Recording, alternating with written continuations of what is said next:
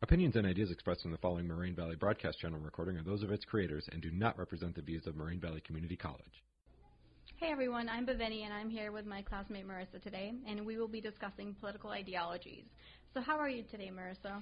I'm pretty well, Bhavini. Thank you for asking, and I truly look forward to our political discussion today. Great. So to start us off, I want to know what you grew up learning about these political parties. What was your initial understanding of what the party stood for before we took PSE 110? You know what? I grew up knowing only two parties, the Democratic Party and then obviously the Republican Party. I knew them as liberals and conservatives. I really didn't know what either of them stood for or kind of what they were altogether. But honestly, now I know a little bit more, and I know that liberals are more moderate about taxes and that they want the government to be their safety net and for the people. Also, they're also more socially accepting at different ideas. And as for the Republicans, I knew that they want to kind of cut the safety net and lower taxes, and they're more conservative. So when it comes to like social aspects, they're significantly different than the Republicans because they are more conservative. They're more not restricted, but I guess in a way they're not as open to new ideas. I see what you're saying. I completely agree with you. And, you know, I also grew up knowing the Republican and the Democratic Party as the prominent parties. However, that's not the case. And, you know, in this class we've learned that there are other parties such as the Libertarian Party, the Socialist Party, and the Green Party, and so on. And it's really interesting to see how all of this fits in with this upcoming election and where all of our candidates stand right now. So starting off with, you know, the Republican Party, Donald Trump is, you know, the said Republican candidate right now. But the question is that, is he really a Republican candidate?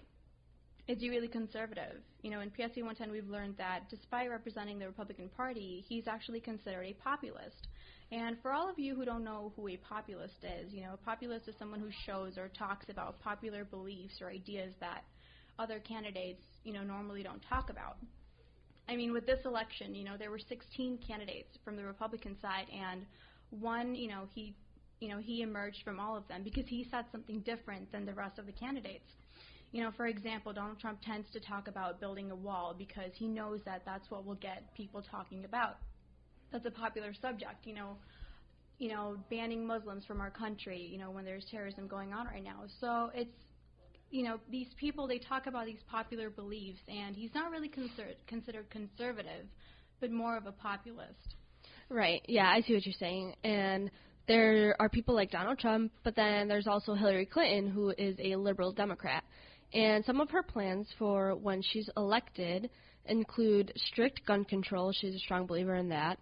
And also she plans to overturn Citizens United, which is appointing Supreme Court justices who will protect Americans' right to vote over the right of billionaires to buy the election.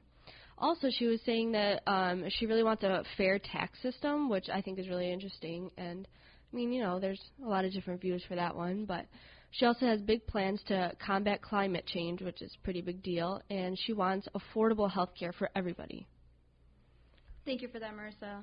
Now, to briefly mention Bernie Sanders, you know, he didn't make it to the main event, but to say that, you know, he was really popular with the young generation, and, you know, some of his views regarding this election before he didn't make it were, you know, free college education, combating climate change, a universal health care system, making wealthy corporations pay their fair share in taxes, a higher minimum wage, and so on. Now, we do have to mention Gary Johnson and Jill Stein. So what do you think about them? Right. Gary Johnson, he's the candidate from the Libertarian Party, and the Libertarian Party, they believe in zero federal taxes, and they like to stick to the Constitution, you know, do things by the book. They believe that states lack the ability to fix problems, so they get money from tax tariffs. But I like the analogy that we used in class, which was he's like the drunk uncle at like Christmas or parties that just kind of keep handing out money. I thought that was really interesting, and it was really kind of relatable in a few ways. But he strongly believes that capital punishment should not be brought back. He had mentioned that when he was younger, he strongly believed in capital punishment and the death penalty. But he said as he grew up and he realized kind of what it was truly about, that he kind of turned against it.